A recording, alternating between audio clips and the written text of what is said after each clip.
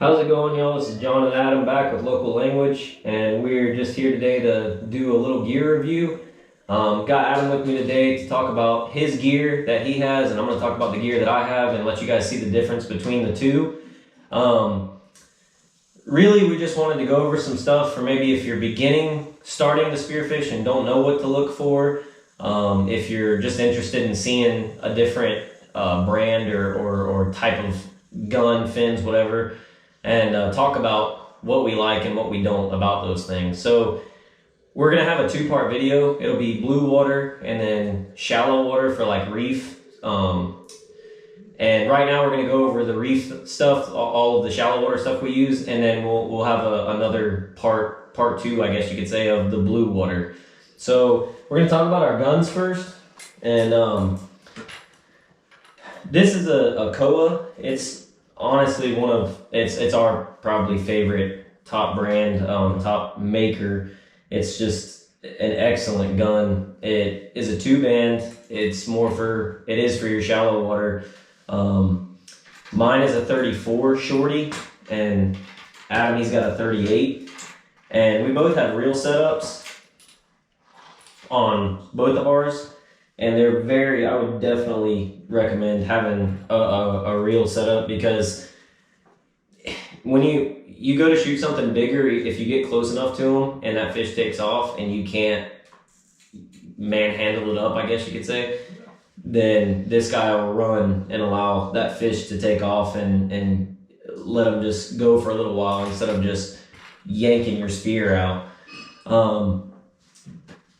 Really likes and dislikes about this thing, it'd be really debatable because there's a lot of likes. I mean, is there anything you don't like about yours? I don't think so, man. No, not much. I mean, it's a excellent gun. The spear is actually in a closed track. So there's two different types. You have a closed track and an open track. And in this one, you have the closed track. So it allows the spear, see, I can't take it out until I get it to a certain point, and then it allows the spear to come out. But it guides it so precisely to whatever you're shooting at. It's very accurate gun. And the only disadvantage of it is you do have a range, and that's with most spear guns. I think what's our wrap on these? This is it's double wrap. A double wrap, but you know what the range? I think they're 10 feet, something like that. Yeah. And I mean, you may get a little bit more out of your line if you put a reel on it, but as far as wrapping it's concerned, there's a groove in the top. You just come down, wrap at the bottom, go back up, and then just twist your reel until you get it to the length that you need to, and then everything will tighten up. But once you get used to it in the water, it gets a little bit easier. And yeah, I mean, just a phenomenal gun. I like my 34. Adams is, like I said, his is a 38. Yeah, so I bought mine used from a guy actually, and it's already been beat up a lot, and but it's been a great gun, and you'd actually be surprised the range that actually you can get out of even a little gun like this. I mean, we've shot some pretty nice fish with a small gun, and it's great for hole hunting and stuff like that. I mean, when you're in a situation looking for grouper or, you know, a dog snapper or something, you know, prone to liking the holes and stuff, it's nice to not have all that gun to try to, you know, work around. So it's just a great little tool to have in your arsenal, and even a great, if it's the only gun you can get. I mean, this has been the only guns we've had for a couple of years now. Yeah, that's right. And we've been really satisfied with them, and nothing but good things to say about Coast. What's the biggest fish you think you shot with that? Probably. So I shot. Let me think. That's a good question. There's been so many. That's been. Yeah, that's a hard question. It's been a slayer of a gun. It's taken a lot of shot fish. a lot of sheep's head with this. A few grouper. A lot of hogfish down in the Keys. I don't know if any stand out just big fish, but just a lot of fish. This thing is taking a lot in general. Yeah. Yeah, overall good gun. Again, double banded gun, 2-banded, however you want to say it. I believe there. Well, I know that Co has used a lot of different wood. There's been teak and he's still using teak. Still using teak, and yeah, and they will get beat up. Sometimes you buy something new and you get scratches on it, and it kind of hurts your heart a little bit. But great gun if you're looking for one. You're gonna come out of pocket for a gun. Don't go cheap. You're gonna get really irritated if you go and get a cheap gun and it doesn't shoot straight and you're missing every time and you drop $200 on it. These guns are $350, $400, but it's a lifetime gun if you take care of it. I mean, for the most part, it'll last a long time. So on to our pile here. We've got some pretty fun stuff to talk about.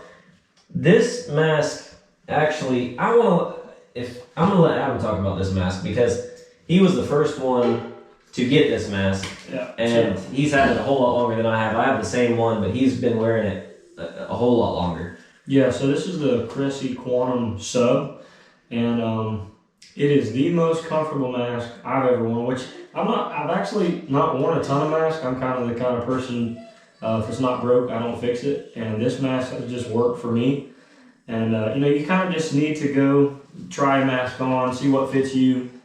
Fits your face, but for me, this mask with this accordion style pocket on it, it just allows you a lot of comfortability, especially when you get to those deeper depths and stuff. And just it's got a like an isolated nose pocket in it, and it's just been a great mask. And I like to use these rubber snorkel keepers instead of the plastic ones. Yeah. Those ones just tend to break off and then just be a pain. So I use these, or else just run it through the back of my mask, and I usually try to just use a J-tube flexible style, just cheap snorkel. But and I think we're both using the same mask now. Yeah, and the comfortability of that mask throughout the day. Some of them, when they start to press, your forehead gets really. I had Oceanic before this mask, and it was okay. It was a single lens. And then I ended up buying this one because he talked so highly of it. I love it also. I haven't had mine long, but my face shape's different, so it's still comfortable. But once I finally get it set, then for the day I'm good to go. And one thing to keep note of, again, if you're new to this, honestly, the best thing to do when you put your mask on, do not take it off if you don't have to, because you will very much reduce your fog up inside your mask and it leaking or whatever. I think Adam keeps his on more than I do throughout the whole day. I tend to drain mine or try to take it off, and he ends up just, it lives on him for the rest of the day, which I'm kind of starting to adopt myself, and it helps a whole lot. But fog can be the worst nightmare ever, and I don't care what mask it is or who it is, it's going to happen sometimes, occasionally. That mask, I think you said yours has been wonderful because we first did the cleaning trick, and then we did actually the lighter trick where you just kind of heat the inside of the lens and it gets rid of that film that's on there. And it seemed to have helped a lot. That's actually been a really good trick. Still use spit, still use no fog, anti-fog. But yeah, great mask, wonderful mask. And you're going to spend upwards $100 or more for a really good mask. It's just, you want the comfortability, you want the things that are going to help you throughout the day, because you're going to be in that water for 6 hours or more if you're really into this. Next thing is fins. This is a big deal, and I didn't think it was for a while until I had cheap ones at first, and then I ended up getting Cressy modular sprints. And they're great fins. They're very durable. You can see how much I've scratched them up and just put them through some wear and tear. The boot's comfortable on it. The thing I like about this fin is that there's screws in the bottom, and they have the impulse fins, which I can take those 2 screws out and slide this blade out and get longer ones, which will be happening in the near future, because diving 20 feet, you can just feel how many more kicks it takes. In comparison to Adam's fins, his are significantly longer.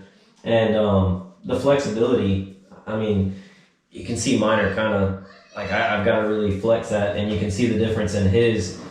They are a whole lot more flexible. And those are new. He actually just got those, and the other ones were shorter.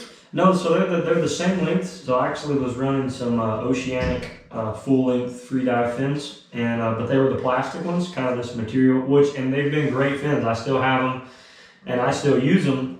You know, when we're around some shallower, rockier stuff, jetty type stuff, and just rubble piles and stuff like that. And I didn't really believe the hype about going to like a fiberglass fin, and so I actually made the swap to these. These are the Florida Freediver brand. Shout out to them. We get a lot of our stuff from there, and they've been really helpful in our freediving journey. Absolutely. But yeah, I was amazed at the difference. I didn't make the jump all the way up to the carbon fins, but I did upgrade to these fiber fins, and they have been phenomenal. I mean, just your leg fatigue by the end of the day is just night and day. And they're just a great fin. I mean, I can't recommend these enough for sure if you're looking for a new set. And socks, neoprene socks, that will change your world.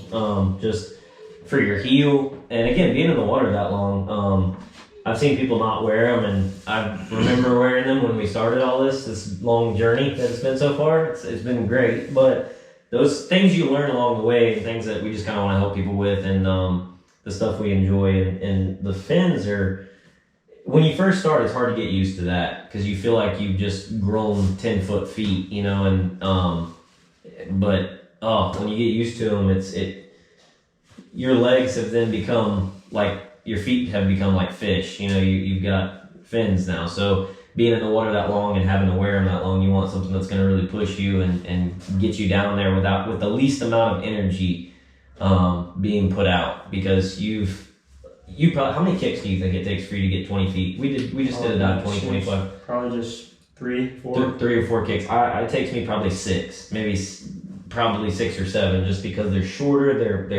They're not as, these aren't as firm as mine, and it's just the flexibility, like you said, from those are just great. Next thing we're going to talk about is weight belt. This is something that we've definitely been a trial and error thing for us. They are highly recommended. You've got different weight that you can buy. I think it even goes down to 1 pound, 2 pound, 3 pound. I believe, yes, this is a 2 pound in the middle, and then these two are 3 pounds, and then I have another 2 pound on the side over here. And, you know, collectively I'm at 10 pounds right there, but I have been out with just the 8 pounds, not this one on the end, and not been able to stay down at 10 feet of water. Still been floating up. So it just shows, you know, how much weight's needed, and it all depends on your size, your body shape, your weight yourself, how much you need to stay down. Maybe the depth you're diving. And the depth you're diving, because you enter that negative buoyancy or neutral, or wherever you're at within depth. So one thing I wanted to talk about that I have learned, because if you look at Adam's belt, you can probably see the difference in it. If you look at the end of mine, I have a clip. He has a buckle. This clip is not good. I don't like it. And I haven't got a chance to get another belt. It stays on, but this belt twists on me constantly. And that's not really the safest thing in the world when you're diving, because if you're going under rocks and things and something happens where you get hung up and you need to pull this belt off, this thing's on my back or on my side or wherever, and I don't know where it's at, and I can't get to it. He's got the buckle. You know, you can just goes in like that, and then and then always, you know, sometimes it's a big thing about the tag ends. A lot of people will like cut them off or want to tuck them in under the belt, but really this is your safety right here. I mean, if you're you know, down and you're desperately needing to get up, or your belt's hung because you're in a cave, this is your safety to drop your whole belt if you need to. So leave your tag in. It is your lifeline. Yeah, absolutely. And since you got your knife on there, we can just go ahead and talk about what you got there. We'll just compare the two likes. Yeah, so this is just a Rife basic dive knife, serrated on one side, smooth on the other. Had it basically since we've started, and love to have a knife. I mean, if you're diving, that needs to be an essential part of your gear. It's not, a lot of people have misconceptions about why people carry a knife, I think, but it's not for necessarily warding off a shark or anything like that. It's a safety tool if you get caught up in fishing line, and it's a great thing to have for braining a fish once you get it to you, to take the fight out of it, and just a great thing to have. I carry mine on my belt. I think John carries his on his leg. So there's a few different ways to carry it there. But something else. Now it is nice though. He's talking about sharks and warding them off. But one thing that is nice, if you ever lose your spear gun, that guy's still on. So you've got some kind of just something else on you. And it looked like too, you're like no rust, almost zero rust on that thing, right? Yeah, not really. There's some surface stuff. We keep our stuff pretty clean. We try to get back and spray everything off with fresh water, and you've had that knife for probably a year. Yeah, a year or two. Yeah. I just got mine. It's a Koa. Again, we've already talked about those. We just love Koa. It's a great brand. We were in Florida Freedivers and I actually got this one, saw it in there and I needed one. I was bad about the first year losing knives. I think like 3 knives live in the water now at the bottom somewhere. But it's neat. It's got the strap on the back end of it so you can undo it, but it's also magnetic. So I really like that about it. You have your serrated side and then just the smooth blade side. And usually, do you use your serrated side for bleeding? I use it for gut. For gut, yeah. And I use that side for gut, and then usually, obviously, braining is just the point. But just been a great knife to me so far. I like it on the leg. I like to just be able to reach down. And like I said, I've had problems with my belt, so I really don't want it on my belt. But yes, knife, and that's something that's a tool for you on a regular basis. So don't get a $20 knife that's going to rust and then break down on you. And, sure, you don't want to think about losing something that's $50, $75, $100, depending on, but if it is that much and it's built well, it's not going to go anywhere. And that's one thing I love about Adams is that he's got this little bungee right here on his, that comes over the top, and it does go on his belt. I have put mine, but it's not really, it's not big enough for my belt, really, and I love having it on my leg. It's one less thing on my belt. And again, just preference about what you like, what you might not like. So I think that's about all of our shallow water stuff, except for there's one thing. If you're just thinking about, these are the gloves that we use also. They're cut resistant. They're called Maxi Cuts and extremely flexible. They're not thick like you're wearing work gloves or something like that. They still have that really hard dipped hand. I don't know what they use for it. Silicone. Yeah, something like that. But they've been great to us, and we keep packages on us. I actually got to give my dad thanks for that. He gives us where he works. He gives us some. He gets these gloves and they're in really nice sealed packages. So we had like 5 or 6 packs just thrown in the boat. So if we ever need new ones, we just open them and throw them in there. But yeah, we just they've been good to us. Good gloves, recommend them. They're nice. They don't feel like bulky on your hands, and yeah. So that's all our shallow water stuff for now.